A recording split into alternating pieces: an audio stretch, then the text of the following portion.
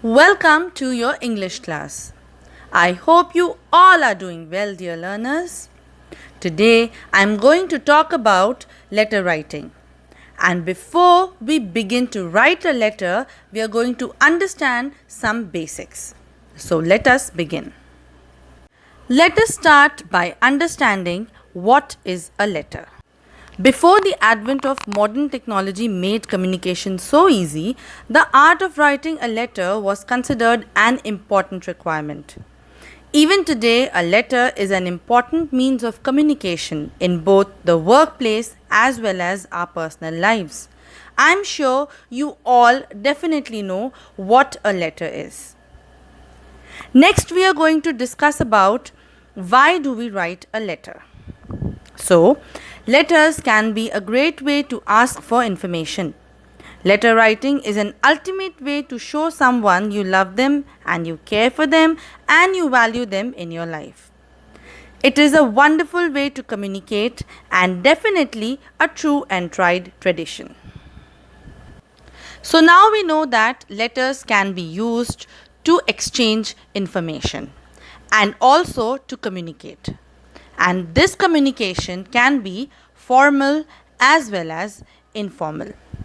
So this brings us to the next topic, that is types of letters.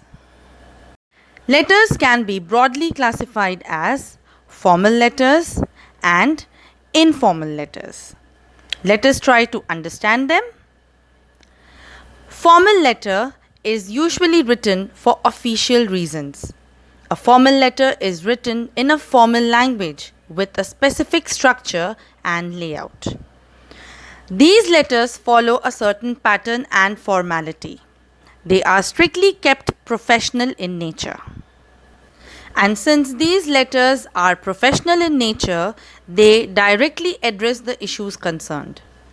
Any type of business letter or letter to authorities falls within this given category.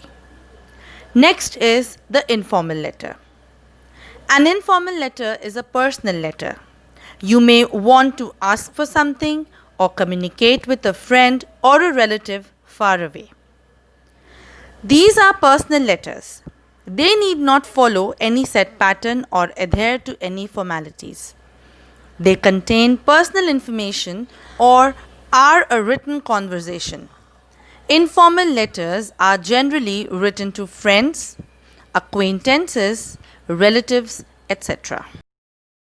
So now we know that letters are broadly classified as formal and informal letters. This brings us to the next topic that we are going to discuss, that is parts of a letter. As you can see on your screen, I have taken a sample letter. And here I have named all the important parts of a letter. So the initial address that you write on the left side of your page is the sender's address. Now here you have to remember that you do not have to indent anything. Everything starts from your margin. So the first thing that you are going to begin your letter with is the sender's address. Then to differentiate between the sender's address and the date, you leave a line in between and then you write the date in the given format. Then again you leave a line and next comes the salutation. Salutation means the person whom you are going to address the letter to. That is, Dear Rima in this case.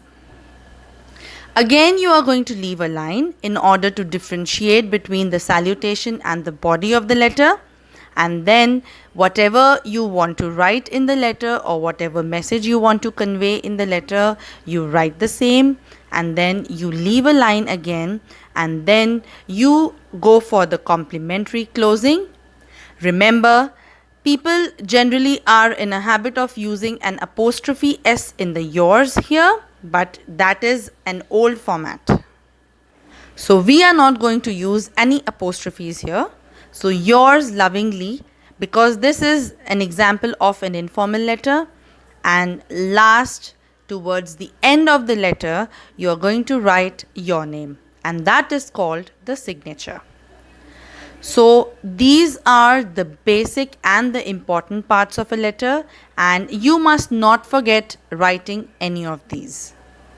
The parts of a letter remain the same mostly for the formal and informal letter, but in the later classes, when I'm going to discuss these letters specifically, I'm going to tell you how different they are when writing.